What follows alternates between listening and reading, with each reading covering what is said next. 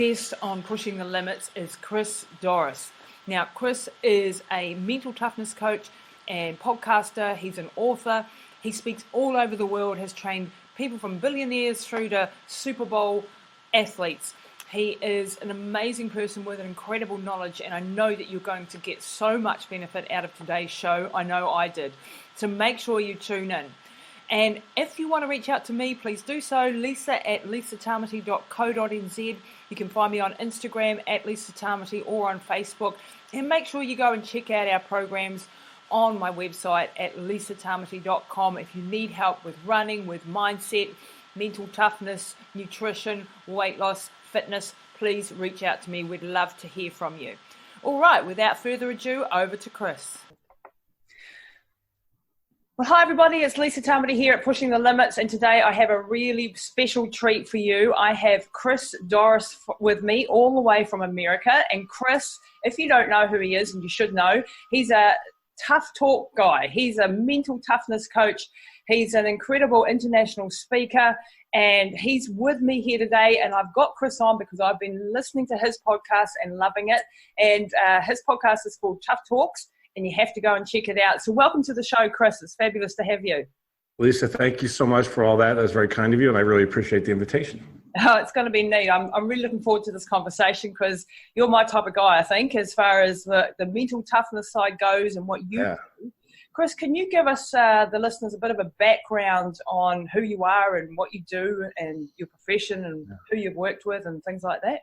Sure. Yeah. So I refer to myself, what I've called myself over the years has been an evolution. So the current incarnation is a success coach, and I specialize and I define success as having your life on your terms. I can't think of a better definition for success than that. I'm open to it, but I haven't heard of one or thought of one that I think more accurately captures what success really does mean for us. So I'm a success coach, which means I help people close the gap between how their lives are and how they want them to be. And the methodologies that I use rely heavily upon mental toughness training. So at one point, not that long ago, I was working exclusively with athletes. Wow. Only with athletes. I was in a company called Head Games with someone who was actually my last guest on Tough Talks, Dr. Allison Arnold. She and I started and ran a company called Head Games, working exclusively with athletes. I worked primarily with golfers, and Doc Alley worked primarily with gymnasts. And I was, prior to that, I was actually a licensed therapist. And this is actually kind of interesting because that was a major shift in my vocation, and it's relevant to your listeners because the shift was from therapist to coach. And the distinction that I make there is from being someone who helps people by helping them ameliorate problems and heal the past to someone that works with someone on creating an amazing future. My philosophy is that we are miracles, that each of us is a miracle. And there's math on that from a guy from Harvard who did the actual math on the odds of any of us occurring. And we are literally, mathematically speaking, incomprehensible improbabilities, which means we're a miracle. So we're designed to create miracles. So that's really what I'm about, is helping us all, is not settling. Really, my work is fundamentally about helping people stop settling, struggling, or worse, suffering. Suffering, and instead, kicking ass. Kicking ass and taking life by the balls, so to speak. Right. Getting on with it. That's what we're designed for. Yeah, and I've heard that I didn't know the doctor's name, but I'd heard somewhere a statistic where 1 in 48 trillion chance or something that any one of us is here in this incarnation that we're in, this combination of bits and pieces. If anybody wants to look it up, it's really fascinating. The guy, his name is Ali, A-L-I. His last name is Binazir, B-I-N-A-Z-I-R. He's a Harvard professor. And he created a really cool, so if you just Google Ali Binazir, what are the odds? You'll come up with a really cool PDF with some graphics and astounding numbers that if you can remember, it's going to be really hard to have a bad day. Because, we are literally, we got into the impossible party VIP style. We're all lotto winners.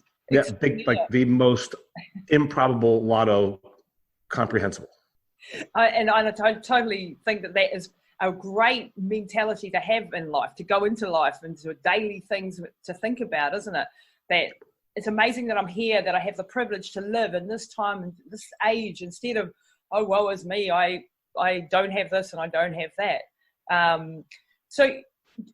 Chris, you've worked you've been at this for decades.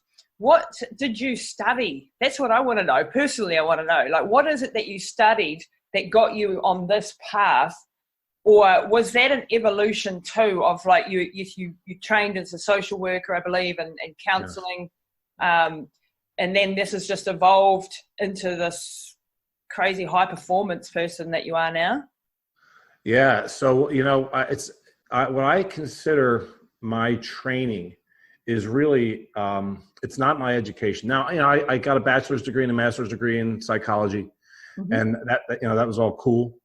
But I don't credit my educational experience for, qualifying me to serve people in the context in which I do. It's my own study. I've been a student of life. I've been a student of amazingness. I've been a student of consciousness. I've been a student of human peak performance for my entire life. So I've traveled around the world. I've studied in India. I've worked with, Sangomas or healers, native healers in South Africa. I've, been to tons of Deepak Chopra. He's one of my favorite teachers on the planet. I've studied everything that he's created. I was a big fan of, and still am, Wayne Dyer, and Byron Katie, and several other, really brilliant minds on the planet that have to do with, really terminating the unnecessary settling, struggling, and suffering that I referenced, before. Yeah. And you see this on a daily basis, don't you, Chris? Like, when you're talking to, I do a lot of coaching athletes and now moving into the business space as well. And you just see it over and over and over again, the same limiting beliefs, the same confidence issues, the same belief that the power lies extrinsically with somebody else instead of the power lies within to change and to grow and to develop and to, yes, you might not be there now, but there's a path for you to go, Are you seeing that constantly in the people? You deal with some pretty amazing people. Is that what you're seeing with them as well? Or yeah, I like to make a game out of it. One of my favorite teachers was named Alan Watts. Are you an Alan fan? Yes, totally. Yeah, I love that dude. Yeah, great laugh. Yeah, and he used it very liberally. One of my favorite quote of his is that each of us is an aperture through which the universe observes itself. Only the game we're playing is to not know that. So put another way is that each of us is like an expression of divine grace in human form, and the game is to awaken to that. Right. So I like to make a game of it, and I think it really is a game. I love games. Right. I love sports. I love athletics. I love competition. I love puzzles. I love games. Period. There's high intelligence in having fun. Right. Yep. So all human peak performance research indicates that when we're having fun, intrinsically rewarding experiences when we're at our best. Which, by the way, I think is pretty kick-ass. Like, as humans, that we evolved in ways that we are at our best when we feel our best. Yes. Right. So none of us is exempt from the conditioning of the past that would have us, in fact, learn the limiting beliefs that have us, again, I keep saying it, but I say it on purpose, that would have us unnecessarily settle for less than what we want, struggle against getting it, or worse, suffer. So, so I like to make a game of that. None of us are exempt from that we all are in the process of awakening into our own excellence. And the subtitle of my book is Confidently Stepping into Your Own Brilliance. Great. Right? Is that out yet? No, that's coming, is it? No, that one is out. That one's already out. Yeah, that's Creating Your Dream. And the title, Creating Your Dream, is a little boring to me, but I love the subtitle still, which is, confidently stepping into your own brilliance. And really that's the game that we're talking about right now, which is remembering that, we are designed for excellence, and we can make it a game to free ourselves from the conditioning of our past that would have us struggle, right? Or that would have us believe that what we want is not in some form available to us. Yep. Right? It would also, the conditioning of our past that would have us prioritize people's opinions of us over our truths. The conditioning of our past that would have us be victims of circumstance and let what you just mentioned, outer circumstances, govern our inner states. So one of my most relied upon mantras is create the state, don't wait. Wow. And what, someone might say, well, create what state? And the answer is whatever you damn please. Whatever emotional state is going to serve you in this moment. Yep. So if I'm competing, that would be a very unique state, like a game face, like warrior expert Buddha is my game face. Warrior expert and Buddha is how I describe my game face. That's my competitive peak performance mentality. But like if I'm going into a coaching session or going into a podcast interview like this, that's not the state that I want to create. I want to create a state of expertise and service. Yeah, absolutely. I think and we weren't taught that. And at least this is my mission, right? Is because it's really important to me, so thank you again for the invitation, because what this is for me is an opportunity to do is so damn important to me, which is spread the word that we didn't have any classes in grade school that taught us how to become an emotional master or a thought warrior, and our whole freaking lives unfold according to the way that we think and the states that we create as a consequence of that. No training whatsoever. No one. Yep. Right? There's no class. Every time I give a talk, I'm going to give a talk here in next week, a month from today, actually, and there'll be 400 people in the audience. I'm going to say, how many people in here have had any formal classes or training on how to strengthen the way that you think? And there will be no hands raised. And that's, to me, that's an outrage. Yep, I agree. Like we all had physical education. We all learned the value of investing in our physical health, but we didn't have the classes on how to strengthen this muscle, so to speak, right? How to strengthen the brain. No, how to train the brain. So that's the deal. They teach us how to read and write and all the, the life skills that we need, but this is the most important thing. And I totally agree that this is completely lacking. Yeah. And this is where I find, as an athlete, I've been lucky enough to come across some of those learnings on the way. And this is why I teach mental toughness. This is why I teach what I teach. And I'm sure there are lots of alignment with you, is as an athlete, you are put in situations where you've had to overcome incredible obstacles, difficult situations. You've had to deal with massive amounts of pressure, fear, all of these things that come at you as an athlete. And that's why you are forced into learning some of those situations, which you can then apply in life. One of the situations that I was in recently, if you'll indulge me, Chris, so I've been an ultra marathon athlete, obviously, for 25 years. And 3 years ago, my mum had an aneurysm and was left basically like a baby. She had no higher function left. And the doctors said there's no hope. She's not going to ever do anything again. And I just went into warrior mode, if you like. I went into athlete mode and said, well, that ain't happening. And she's coming back, and this is what we're going to do. And this is how, and I had no idea what I needed to learn or how I was going to do it. But it was that mentality of, we're going for it. We're going to bugger that. The alternative was death, basically. So I was going, I'm going to throw everything I have and every ounce of my being. When you love your mum, you do whatever it takes, right? And the journey that we've been on the last 3 years has really solidified for me the learnings that I've actually made in life through the struggles I've had, through being an athlete, through just the normal crap of life even, and being able to put it into practice in a real world situation. Does that make sense to you? And my mum now is 3 years later, she's driving the car, she's reading, writing. Oh, that's beautiful. She's normal again. I got my mum back. Oh. And that was massive brain damage at the age of 74 that they said she would never ever, she couldn't even chew, she couldn't sit, she had no memory. And I found ways around every single obstacle that we came up against, and one by one by one. And if there's one thing that ultramarathoners know, is how to put one foot in front of the other, no matter how slow, they can keep moving forward. And I've got a book coming out on her story in a couple of months, and it really teaches a lot of these principles that I've not been to university and studied psychology or anything like that, but there's some powerful learnings just from actually being involved in processes like this. Yeah, so a few things on that. So I read in your bio the word epigenetics. Mm-hmm. So I'm also a huge fan of Bruce Lipton. Okay. And do you know who Bruce is? Oh, I don't actually. We do the pH 360 epigenetics. This is Bruce Lipton's book, The Biology of Belief. Okay. I'm pretty sure that Bruce Lipton is the guy who coined the term epigenetics. I could be wrong about that. Yeah. But he is amazing, and I strongly encourage you to check him and his work out. He's incredible. So now so epigenetics is like this new science, right? Epi meaning of, like epidermis, the upper layer. So this is like a new layer of genetics, and the understanding now is that not even our genes are static. That we do manipulate our physiology with the ways that we interpret reality, or the ways that we think, or what we believe. Yep.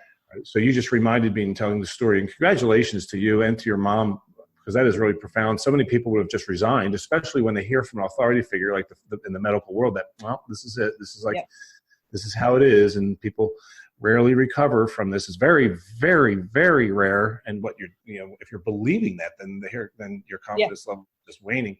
And therefore, then your action becomes weak. So have you heard of a documentary that came out in the last, about a year or so ago, called Heal? I think I have. HEAL. I really strongly encourage everyone to check that out. That movie. It's on Netflix now, and it was written, directed, and produced by Kelly Noonan Gores. Yeah. And Bruce is in it. Okay, like all these great minds, like Greg Braden, Deepak Chopra is in there, Marianne Williamson is in there, Michael Bernard Beckwith, who I just met last week in Portugal, is in there. And I actually interviewed Kelly as well for my Tough Talks podcast. I'm looking forward to our interview. So check that out, Heal, because it's all about how we can use what you and I do, which is strengthen the way we use our mind in order to cooperate with the body, right? So that we have the best are healthy. She overcame cancer, I believe, wasn't it? No, but there's a lot of people in the movie who did, and there's some like Anita Morjani, who wrote a book, Dying to Be Me. Yeah. And she had stage 4 cancer. She died on the table. She had an experience, I guess, a near-death out of whatever experience with her father, which is an incredible story. She's fully recovered. She is one of the people who have what's called spontaneous remissions. Yes. Yeah. Science cannot explain that. No, and there's a whole book on that actually too. I think that book's called Total Remission or something like that. There's a study of 1,000 people who've suddenly recovered from terminal cancer, and what they did. There was 10 steps that they took or that they went through to overcome the cancer. All of these things is amazing how much we're getting into discussion on books. I'm reading a book at the moment called The Molecules of Emotion by Dr. Candace Pert, and she talks about the biochemical side of what emotions are and where they come from and how they affect different types of the body, and that's a really interesting book and concept. So when we experience stress and trauma and fear and anger, these are actually having a physical effect on our body. They're killing us. They're killing us. People don't really realize how much of an effect this actually has. Can you elaborate on that a little bit? Yeah. Heart disease is the #1 killer. Heart disease, right? And it comes from stress. Okay. So I don't remember who said it. It might have been Shakespeare who said, there are no stressful events. There are just events. And they aren't stressful until we think of them that way. Mm-hmm. Right? So every shred of stress and or anxiety that we have ever experienced is completely self-created with our interpretations or the way that we're thinking in that moment. Mm-hmm. So we choose to suffer. The pain is there, but we choose to. Right. And of course, we don't realize we're making that choice, but that is the operative word in your sentence is choice. Right. And that's what we weren't educated on. We were not educated to believe that we have a choice in how to feel and how to, in every moment, I'm absolutely convinced, well, hell, let's just do an experiment on this, or not an experiment, an exercise, rather. Yeah. So this is for everyone that's listening or watching to do this. Think of an event that happened in your life and it could be recent or distant, doesn't matter, that was absolutely tragic. And let yourself go back and really re-experience that time, that day, that moment, that era, right? That phase. If you can, in your mind's eye, permit yourself to go back and really fully re-experience that tragic event as fully as you can. And as you do that, if you're able to do that, notice the emotional state that instantaneously accompanies that particular choice of thought content. Now we're going to switch gears. Just like we're changing channels on a remote, on the TV, we're going to think of now, change the content of your mind, change what you are choosing to fill your mind with now, with a memory, rather, of something absolutely hysterical. Something that happened in your life that was purely hilarious, right? And really let yourself similarly re-experience that event. And as you do that, notice the completely unique and distinct emotional state that immediately accompanies that choice of thought content. Brilliant. Yeah. Now, if you're able to do that without telling me the events, because I don't need to know the events. I just want to know about the moods. So were you able, Lisa, to do both of those? Yeah, I think, were you able to, what was as you were, and this question is for everyone that's listening, yeah. if you did that, how would you describe the emotional state that instantaneously accompanied the first memory, which was the tragic event? Constricting and painful and horror.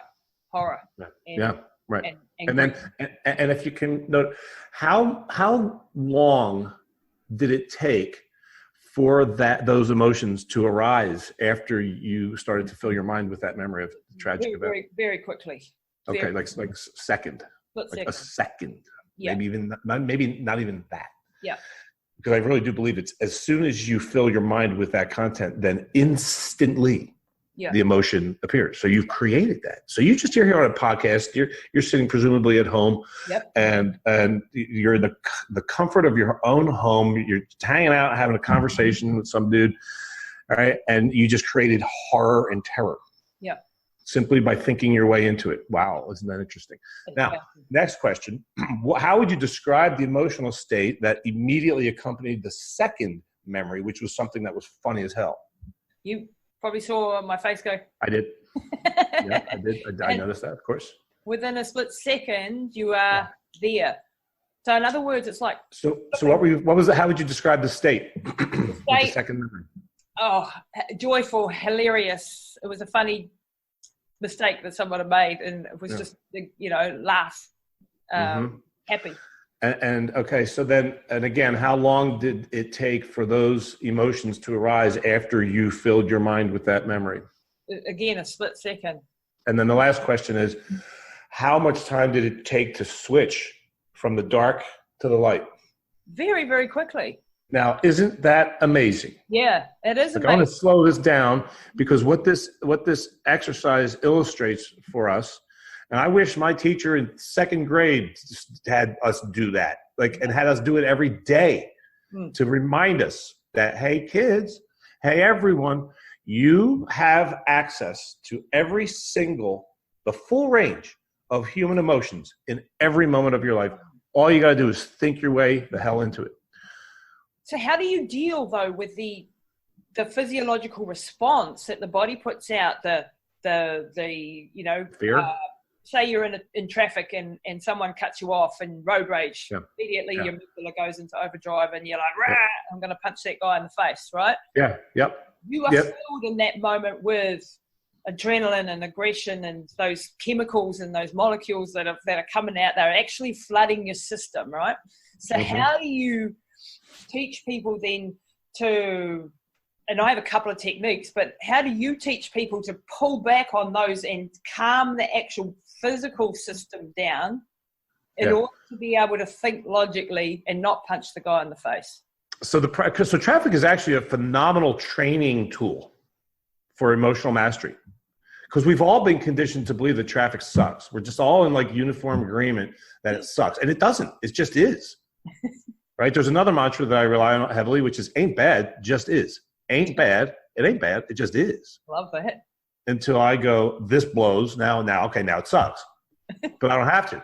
And that's the reaction that would have me go into rage, right? Or even disappointment or frustration or impatience or any of these low-grade states that deactivate all forms of intelligence, have me settle, have me be stupid, really. Deactivate intelligence. Yeah, those low-grade states. Well, then that's chemical. That's all chemicals, right? Because the endorphins and stuff, it's survival mode shit. I can't be smart. I can't remember things. I certainly can't be graceful. I'm not going to be athletic when I'm in those states. No one in history has ever described a peak performance as frustrated.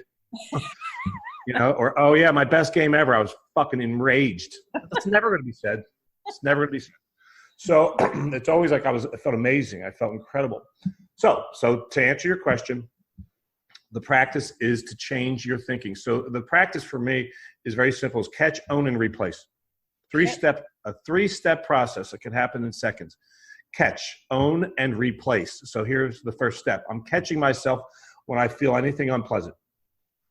I want to get really good at noticing my moods. Yep. And I want to use traffic as an amazing opportunity to practice that, because it's easy for me to go dark in traffic, for me to start thinking like a chump when I'm in traffic, because I've learned it. We've all learned that. Mm-hmm. All right. So I want to catch myself all day, every day, not just in traffic. That's just the example that we're using here, but it's all day. I want to be, I'll pick up on, I'm going to get back to this in a second. I really like to say that the most mentally tough / most successful / happiest people, because that all goes together, choose to live in a perpetual state of self-inquiry. They choose to live in a perpetual state of self-inquiry, meaning they're asking themselves questions like, how's my state right now? Is it serving me? Can it be manipulated? Can it use an upgrade? What kind of mood am I thinking my way into right now? And is it having me be amazing? Right? So I want to get really good at mood awareness. Wow. Right? I want to become really hyper vigilantly conscious of my states throughout the day. And that's why I was asking you to label, give me words. Like, what are the names of the moods that you just created with those memories? So I'm in traffic. I get really pissed off. Somebody cuts me off. I'm angry as hell. And I want to go, oh, I'm pissed. Yeah, this is practice time. And that's the catch. Wow. That's my catch. The second step is ownership. And this is huge. This is massively powerful. I want to say this following sentence to myself. I want to own my moods by saying, I'm not feeling pissed off because the guy cut me off. I'm feeling pissed off because I'm thinking like a rookie right now. Because I'm thinking like a chump. I am not pissed off because of traffic. I'm not pissed off because the guy gave me the finger. I'm not pissed off because he cut me off. None of that is responsible for my inner state. That's just stuff that's going on. Yeah. The ownership is me going, I'm creating frustration for myself right now because of my thinking about what's going on. Right? So that's ownership. And then the third of the three steps is replace. Replace what? Well, I want to simultaneously replace my thinking and my state. Right? So let's go into gratitude. Gratitude is just a phenomenally intelligent state, a hugely intelligent state. Gratitude and enthusiasm, I think, are two of the, if not the highest, the most intelligent states that we can think our way into. We never don't have access to gratitude. In fact, if you'd like to check out a beautiful short film, 6 minutes long, I mean, beautiful, on gratitude, just go to YouTube and not Google, just go to YouTube and put in the search box, Gratitude HD, like high def. Mm-hmm. So Gratitude HD, it's a short movie created, a short film created by a guy named Louis Schwartzberg, who's like won 1 million awards for his short films, and narrated by this great dude. He's a Benedictine monk. His name is Brother David Steindl-Rast. He's got this beautiful Austrian accent, and it is exquisite. I cry every time. I've watched it hundreds of times, and I get a little choked up just thinking about it because it's truly beautiful. So check that out. But to finish my response to like your how question, like here you are in traffic, you're freaking out, you're creating these negative chemicals in your body, stress hormones and all that. What do? Catch it, right? It's easy to catch moods. Moods are pretty damn detectable. Thoughts, they're sneaky. Moods, not sneaky. They leave a very obvious footprint. So I catch my moods, right, when I'm in a bad mood, right, as soon as the onset, as close to the onset of the low-grade state as possible. It comes with practice. Then own it by saying, not feeling this way because of what's going on. I'm feeling this way because I'm thinking about what's going on right now. And then replace it by thinking differently about the thing. So I don't want to change. So here I'm in traffic. I don't want to go, oh, well, at least there's a fun dinner party tonight. Yeah, this traffic sucks, but I have that to look forward to. That is pathetically weak. That is not what I want to do. I want to stay with the thing, right? And I want to have the thing that a second ago was a problem, traffic, have it be a gift. And I'm not kidding. I want to be that badass with my brain that I'm going to turn the problem into a gift. Wow. So I want to change my thinking and go, thank God I have created a life for myself that permits me to have a car in traffic where I'm going to this amazing place. Thank God for the people that created this car that I'm enjoying and the air conditioner. Thank God for the people that worked their asses off for the roads that I'm driving on, which are amazing, which get me, and I take advantage of, take for granted all the time. And really practice going into gratitude and have this thing that sucked a second ago be like, what are you talking about? This is amazing. Yeah. The technology of transportation. It was beautiful. Thank God. Think about how different, like if I had to still use a horse. Yeah. So you're going into that state of gratitude all the time. So as soon as those chemicals get poured in, that anger, that frustration, that disappointment, that whatever, then it's taking control. And this is where I think most people think they cannot take control. No one's ever said to us, you can actually control what you think and feel. They think that they are in this cycle, especially people who are really, really suffering and struggling and on a downward spiral in life or in a certain challenge. They're really having a struggle to see that they are creating this in an ongoing form. It's important to articulate that none of us are exempt from this. This is the human experience. Yeah. Right? It's not like, oh, well, some people, they're just mentally tough. I don't know if I'm one of them. That's bullshit. So there's a great story. Pardon me. I'm sorry I keep clearing my throat. I'm just getting over a cold. No worries. But there's a story about a little girl who comes home from school and she's all smiles. It's like 4 or 5, 6 years, whatever. And she comes home from school and she's all smiles. And her mom sees her and says, oh my God, honey, look how happy you are. That's great. What happened? Did you make a new friend at school today? And the little girl goes, no, mommy, there were no new students today at school. And the mom goes, okay. So, well, what happened? Why are you so happy? You got cupcakes at recess, didn't you? And the little girl says, we didn't have cupcakes today, Mommy. And the mother's like, well, why are you so happy? You got a sticker on your spelling quiz. And the little girl's like, we didn't have a spelling quiz either, Mommy. So now this is a really interesting example because it shows us. So what's happening here is this is a loving exchange. So what this illustrates is the unbelievably sneaky nature of victim learning how to be a victim of circumstance. Yes. Because what's going on in this beautiful, loving exchange is a disastrous communication from the mother to the daughter. Wow. The mother is, the little daughter is just having this, it's a beautiful love-filled inquiry, but embedded, right, unconsciously within the inquiries is, honey, something needed to happen. Something like she's literally teaching her daughter to be a victim of circumstance, and neither of them know it, but it's happening in a profound way. The little girl's learning by virtue of being asked the questions in the first place that there is no such thing as causeless joy. There has to be a reason. I can't just choose that. I'm not that powerful to just choose joy spontaneously. There had to be some good event outside of me, completely out of my control, in order for me to be able to occupy that state. Wow. So all of us learn this stuff, right? And that's not a problem. That's the game. That's the game of life. So we get to free ourselves through practice, right? And that's so important. As an athlete, you get it. You get the value of working your ass off. Practice, practice, practice, practice. That example in traffic is like one rep. Think about an exercise, a workout, One workout is comprised of several sets and many, many reps. Yeah. Because, right, one set is like 10 or 12 reps.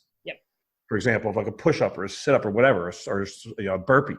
So the reps, you want to accumulate reps. And the same thing with this mental training is I want to take advantage. That's why I say we want to live in a perpetual state of mental training because life is our training ground. There's never a minute that could pass without multiple opportunities to upgrade the way that you're interpreting reality. Not a minute. This is next level, Chris. This is absolutely amazing stuff. Have you ever heard the science, and I don't know how the hell they ever researched this, but this is it, and I believe it, that they say on average humans complain once every 11 seconds. Wow. Right, and what that means is we're practicing having a problem with what is. We're practicing, right, strengthening our ability to be bitter. We are actually rehearsing having a problem with reality and deactivating intelligence as a consequence. So the practice, I want to accumulate like hundreds of repetitions every day of upgrading the way that I'm interpreting reality. of upgrading my state as a consequence. Because it's like we did in the little exercise there. Delete the word little. That was not a little exercise. That's a profound exercise. So that's not the right word for that. Just delete that. Just delete the little. That, by the way, is one of my practices, is like just erasing my language after it's out. Like watching what I say. I go, I don't agree with that. Delete that, replace. So with that powerful exercise, what we witnessed is that my moods are very manipulatable, with whatever the right word is there. I can massage them powerfully and quick and instantly. Yep. But I want to practice the hell out of it. I want to practice that hundreds of times a day. Yeah, that is absolutely amazing, Chris. There's some real, I hope people are writing all this down. I'm taking notes furiously here to practice, because it is, I think as an athlete, I've come across, like, I've got a question for you, a tricky one as an athlete, right? I'm conditioned to grind and hustle and fight, and I have an ability to withstand massive amounts of pain and endure a lot. That can be tricky, because that can also attract a life of grind, hustle, fight, work, and never. So something that I'm struggling with is, how do you find the joy when you are used to the fight, when you are used to overcoming obstacle after obstacle and fighting your way through, and that becomes a part of what you attract then? All of that is just an interpretation. So, one of my other interview guests on my podcast on Tough Talks is Ryan Lang, who is an ultra marathoner. I really want you to connect with him. I will introduce you. I think you two need to get together and talk. Yeah. He is insanely brilliant for his age. He's 22. Wow. And he's like one of the best. He was like the 9th guest on my podcast. And I'll send you the link to that. But I definitely want you to connect with him, because he talks about exactly what we're saying. So so it's like there's a difference between pain and suffering. Okay? Pain is inevitable. Suffering, however, is totally optional. And the difference is when I suffer when I have a problem with the pain. Okay, so it's an obstacle. What's an obstacle? You mean like a metaphorical psychological obstacle? Well, that's it's a construct. It's just one way of interpreting reality. So you're running insane miles. You're running, and your body's breaking, and you have blisters, and you're bleeding, and you're dehydrated, and it's really easy to go, this is hell. That's not going to help you. You know this. You know this better than I do. Yeah. I mean, when I do burpees, I have trained myself to love burpees because of the value. and this isn't a trick. This isn't a gimmick. This is reality. I mean, I think the mental toughness could be really defined as just not having a problem with what is. Not having a problem with what is. Yeah, like training myself to stop having a problem with what is. Mm-hmm. Right? And then like celebrating, benefiting from it. Because I know, why am I doing a goddamn burpee in the first place? It's to get in good shape. And that's it's like on the 10th one, when it starts to really hurt. Yep. I want to be talking to myself like, what I want to be saying? Yes.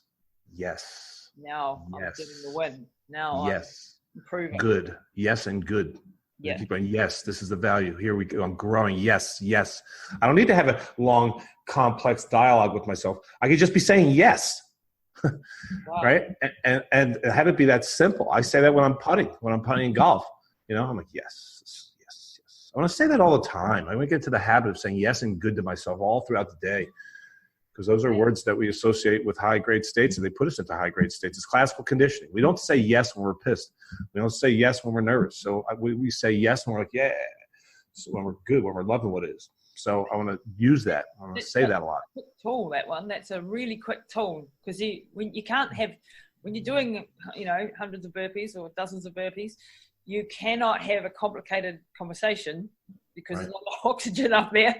Yeah, right. And I notice, and it's very measurable, and everybody knows this, that like when I'm speaking to myself powerfully, then I get, wow, suddenly I got 1 or 2 more reps.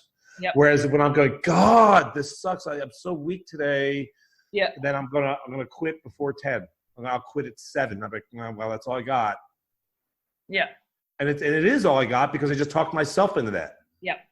But I have more strength. I have more juice. I have more fuel in the tank, and I activate access to that extra reservoir of juice, when I'm speaking intelligently to myself. So the inner dialogue is so critical there. That's an interesting one, because in ultramarathoning, for example, when I was going through suffering and pain and in extreme states of exhaustion after, a couple of days out there, you've got this massive battle going on in your head. And it gets bigger and bigger and bigger. Of course, the angel and the devil, I like to call them, or the lion and the snake. And the snake's getting louder, telling you can't do it and just sit down. And what the hell are you doing this for? And he's chucking everything he can at you. Then you got the lion who's going, come on, mate, you can do this. We've got this. You're strong. You're able to do this. You've done this before. You can overcome. So you've got this raging battle. I like to see, I sort of picture ultramarathoners running along, and there's in behind them is this demon's going for it, up in the clouds, and they're having a big punch up as to whether you can take one more step and one more step. And what I do is, one of the things I would do is to go to a place of, if my mum's life depended on it. Yeah. I love that. I go sometimes, to strange places. I'm in the middle of the jungle and I've got to run 200 miles or my mum's going to die because she's in the pain. Yeah. I have to get out. Are you going to quit? Are you going to quit? And no, you won't quit. You'll pull out another step. And if you can pull out one more step, you can pull out another step. And sometimes you're fighting for single steps. But if you can galvanize that power that you would pull right out of yourself in a dire situation, then you can find it. Yeah, right. What's another great way for that? And I learned this recently from a powerhouse trainer his name is David Jack. David Jack, you ought to look him up. He was also a guest on the Tough Talks. Wow. And he taught me something so profound. We were a couple years ago up at Pebble Beach, California. We were about to do a gig. There's four of us: a golf instructor, a nutritionist, David Jack, the physical trainer, and then the mental coach, me.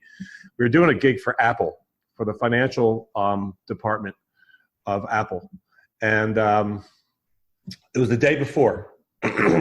And I was really out of shape at the time. And bad shape, like none shape. And the other three people are just badasses, like iron men and women. And we go for this pretty intense hike over Monterey Bay, and I'm struggling hard. I'm just hitting inhalers, and I'm trying not to throw up, and I'm not exaggerating. And I am having no fun. Yeah. We finally get back to my friend's house, and his condo has this ridiculously steep driveway. And I'm like, God. Because I am spaghetti legs to the max. And I just said to my buddy Jeff, I'm like, dude, go get your car. And he's like, are you kidding me? I said, get your damn car to drive me up this freaking driveway. Because I was toast. I was convinced. This is important. I had convinced myself that I couldn't even get up there without fainting or puking. Wow. And this is the mental toughness coach. Exactly. Yeah, right. Yeah. Yeah, even mental coaches, as we know, we are not exempt from it. In fact, it's probably a large part of why we got into it in the first damn place.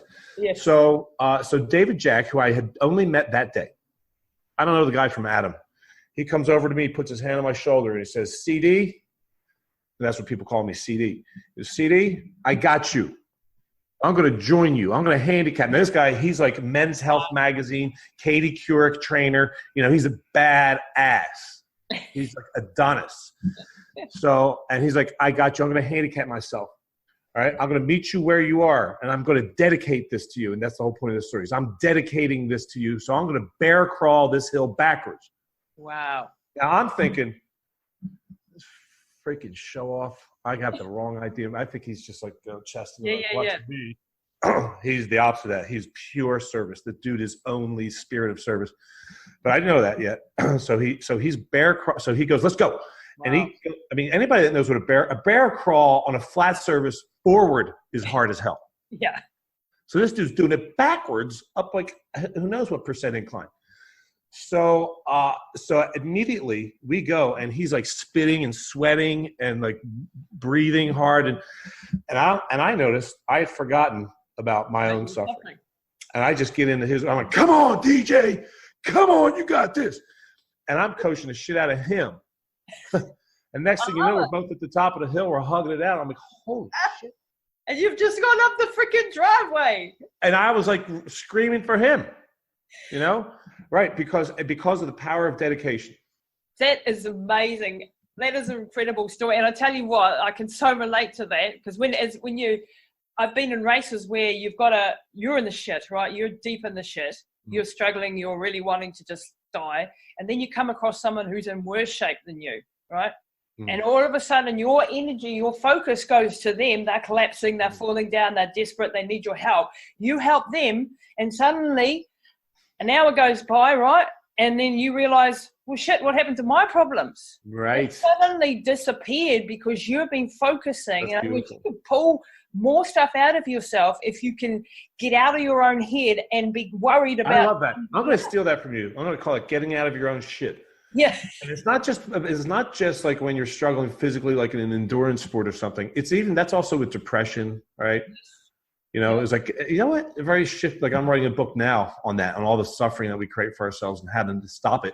Yep. And that is one of the chapters. But I think you've just inspired me to change the damn chapter. Woohoo! To get out of your own shit, because that's powerful. What you're saying, it's so true. It's like instantly, nothing in the world needs to be different except the way so you redirect your focus out of you and poor me. Oh, woe is me. Into let me serve. Yeah, let me serve, because this guy's in deeper trouble than I'm in. And so or let me just go find someone to serve. Let me I'm feeling unmotivated. I'm feeling miserable. I'm feeling lonely or depressed. So go do something of service for somebody in the world. You can't stay in that state. Yeah, and I mean, I love, so working with people with disabilities and things, I've met some incredible people because they've had to get out of their own shit and deal with it. And when you work with people, that have a disability, then you cannot be miserable about the shit in your life. You cannot come home and moan that, my run today wasn't so good when you've just been working with someone who can't even stand. You know what I mean? Yeah. I've got one quick story for you on that friend helping. I was up in the Himalayas. We were in the 222K race going over the two highest passes in the world. Wow. Extreme altitude, right? I've been out there for 48 hours. I'm in a snowstorm. I've had heat exhaustion in the morning. I've been going up this pass, higher 35 kilometers uphill. I'm going 3K an hour. I can hardly walk. I'm an asthmatic. I'm having massive asthma attacks. Every 100 meters I have to stop and take some more medications, just keep going, right? I'm in deep, deep shit. And a snowstorm's come in. And I've got every piece of clothing. I'm hypothermic. My crew comes around and I said, I've been calculating in my head, there's only 2 kilometers to go. I can get to the top, 2 kilometers, I can handle it, right? That's another 3/4 of an hour or so walking. And then one of my boys comes over from the crew and he goes, no, Lisa, it's 6 kilometers. We've just calculated it's 6. And I just broke. I broke because they changed my perception. Yeah, I sat in the snow and I bawled my freaking eyes out and I said, no way, that's it, guys. I'm so sorry I've let you down, but I cannot go on. And all of my crew came and they huddled and they said, you're fine. We so understand and you're awesome and we're so proud of you, right? They gave me permission to fail. And then there was one guy in my crew. He was also called Chris. He came over and he sat on the ground and he grabbed me by the shoulders and I could tell he wanted me to slap me in the face, right? But he didn't because he was a gentleman. But he said, there is no freaking way you are going to fail now and I am not going to let you. And you're going to get your ass up off that ground right now and I'm going to walk up with you every step of the way up this damn pass, which was a huge sacrifice to make, right? And he got out and he picked me up and he said, move. He was tough on me. And then this is a beautiful story. It's an amazing story. And then these two guys, my other guy came out too, and they walked me handheld all the way to the top of this pass. They got me to the top. And I had another 33 Ks to go, but it was downhill. I knew that downhill I'd be able to cope. They got me over that hump. And in 53 hours and 5 minutes, I managed to cross the finish line as the second woman ever to do that event. And this guy, if he had not, when I was in the depths of despair, everyone else gave me permission to fail. Yeah. Out of love, but they gave me permission. And this one guy just said, nah, that ain't happening. And you're going this way. And I always remember that. And that's the same as your story with your mate going up backwards with that thing, you know? Yeah, it is. And I am not the same person since that moment, because I have absolutely integrated the power of dedication as an actual mental toughness training technique. It's a tool. Yeah. So isn't that beautiful? Like, I use dedication as a tool for me to be more amazing. Yeah. Right. Yes. Right. So like, when I'm on a mission, when I got something to do, I want to use dedication selfishly. And it's just a beautiful paradox there, because you can't even be selfish with that, because you're dedicating it to somebody else, right? You're using their spirit, right, to inspire yourself. And last year I was challenged by a friend / colleague to lose. I had gotten overweight, and I turned 50 last year. Yep. And I decided to lose. I had a project called Fitty for Fitty. I lost 50 pounds for my 50th birthday, but I had lost 20 pounds, and, you know, my birthday was still a month away. It wasn't like I'm losing 50 it was like 4. Yep. And I didn't really even have a date, and I didn't care. I guess typical in the middle of a podcast, isn't it? It's, you know what? It's perfect. It'll be mum. Oh, I hope so. Tell her I say congratulations. And then we're talking about her beautifully in a beautiful context. She's right? good. So to carry on. Yeah. So I have, I accepted a challenge where, you know, this guy said to me, if you lose the final 30 pounds before your birthday, which was 30 days away, wow, then I'll donate all this money to a charity of your choice. And then another guy said, and this is all happening on Facebook on his wall. So it's a public domain. So people are chiming in. They're going, I'm in. And another guy goes, I'm in. Oh, shit. So I go, I'm doing it. Oh, wow. I'm all in. No this is happening. And so I went through my all in steps. Uh-huh. So my all in steps are six steps. Oh, one is decide. I can send you this too. Yeah. I have a handout on this. The first step is to decide what it is that you're doing. Decide, not set a goal. Decide. Yeah. Okay. It is happening. Yep. Right. And then the next step is to mobilize your army, your support network. Like, who in the world is going to help me do this? Right. And then the third is take immediate action. Like, don't wait till tomorrow. Just do something now. Powerful, profound, maybe scary. Wow. Then the next is dedicate. Dedicate this experience, this project to someone or someone's or something outside of you. Wow. Right. For the reasons that we just talked. Then the fifth one is metrics. I always want to know exactly what's going on. I want numbers. I want data. The more data, the better. Where do I stand? What do I need to change? Is it working? And then the fifth one is recommit, because the nature of commitment is that it goes away, and it goes away pretty freaking fast. Yeah. Shelf life of commitment is brief. Yep. Which is not a problem unless I don't know it, right? So I can recommit. So it's like decide, it becomes a feedback loop. You get through all those 6 steps. The last one is decide again. So just read it and just let it be the loop. Jeez. So I dedicated my experience to the people. The guy who gave me the challenge is a sales team leader for a big international company. And he was hiring me right the day before my birthday to come speak to them on mental toughness again. Big sales team. And I dedicated it to them. And they didn't know that. But I had them send me pictures. I got pictures of this group at some team building event. So I saw pictures of them. And our picture was on my bathroom mirror. Their picture was on my dashboard of my car. Their picture was on my stationary bike where I did my sprints. So I'm always looking at them every day. And I was talking to them. I couldn't quit because of them. I also dedicated it to the people that reunited me with my birth mother. This is her. This is the day we met. Oh, wow. I'm adopted, and this is the day that we were reunited. The women that found her for me, I dedicated it to them as well. Wow. There was zero chance of this not happening because I dedicated to it. It was a lock. Yeah. I am so much more willing to give up on me. Yes. But than I am on them. Exactly. It can't happen. It can't happen. That's understanding why, isn't it? That's understanding what the hell it is that really deeply motivates you. Yeah. And I don't think most of us are in connection with what that is. Like, having that photo there that moves you to actually want it, and keeping that in front of your eye is really, really important. That's that because people expect that they decide, I'm going to run a marathon, I'm going to go for this promotion, and then the shit hits the fan, the obstacles come their way, and the motivation disappears. Mm-hmm. Because it's extrinsic, it's outside of them, it's not coming from within. So you're saying you have to find that every day, that Multiple times every day. Multiple times a day. Many times every day. Rededicate. I can't even tell you. I like to say this. I wish I had a device that was a clicker, a counter.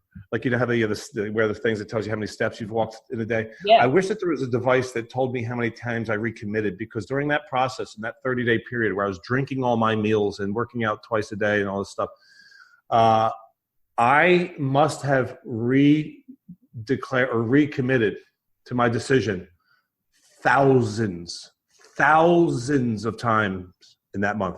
Yeah. I mean, just hundreds of times in a workout. Yep. Like when I was doing the burpees, I go, yes, and this is for the search angels. Those are and this is for the squad, the team at Salesforce, and yes, this is for them. This is for them. They're making me better right now. Yeah.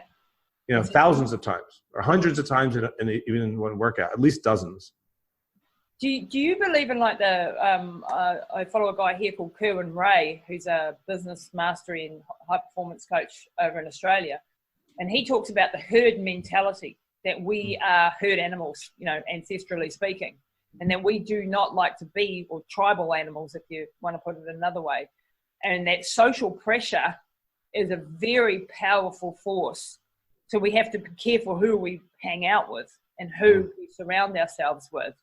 Is that part of that social sort of pressure that you don't want to let your friends down? You don't want to let people down because you've committed to it?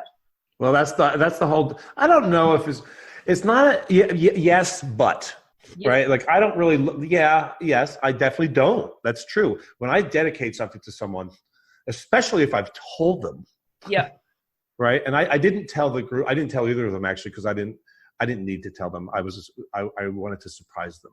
I thought that the value of the experience would be so much cooler after it was already done, and I knew it was getting done. And I crushed it. So, yes, it is true that I don't want to let them down, but I think what's more powerful than that is because that thought only comes from what if I fail? When I'm all in other words, infinitely committed to something. And I've got a really cool course on All In. I've got an audio program and a whole online course on all this that we're discussing. Oh, wow. Yeah. Called All In. And when I am all in, or in that unique emotional human state, which is infinite commitment, the possibility of failure is non-existent in my field of consciousness. Yep. I'm not even entertaining the possibility of not accomplishing the mission. It's not there. I'm too busy doing whatever it takes to get it done. So I want to use my dedication sources as more inspiration. Yeah. Rather than pressure from, I actually like that better. I do. I think that's a better way. They both work, but I think the latter works better. Yes, I agree. And I think it's a higher way of thinking, because once again, it's in service to other people. Yeah. Right. And it has you lift up like that. Yeah. And I really believe that becomes way beyond just human peak performance. That becomes about love. Yeah. And that becomes about the human experience. Yeah. And there can only be greatness in that. Exactly. I like that much better. I don't really like being a herd animal either. Yeah. One last thing before we wrap up, Chris, because this has been an absolutely fascinating hour, and I'd love to go and spend another hour with you, but Mum's obviously yelling at me to come and train her, so I have to go. But what about identity shift? I talk a lot to the people that I coach about making something your identity. I suppose that's a bit the same as the all-in philosophy, if you like, whereby when something becomes a part of who you are. I am, if I'm an athlete, I'm a slim, trim, fit person in your example. Mm. When you make that as your identity and not I'm the overweight guy, and you shift, then that becomes a standard that you hold yourself to. I like the example of none of us would go a week without brushing our teeth, right? Because it's a standard that we hold ourselves to.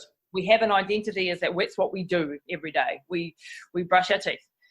And none of us would ever say, well, I don't have time to brush my teeth, Right. Well, I hope they would.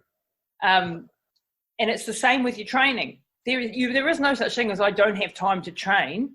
there is always somewhere, and I don't care whether it's just incrementally making, running up the steps at lunchtime to get your lunch. You are doing incremental things throughout the day. There is always a way to do something.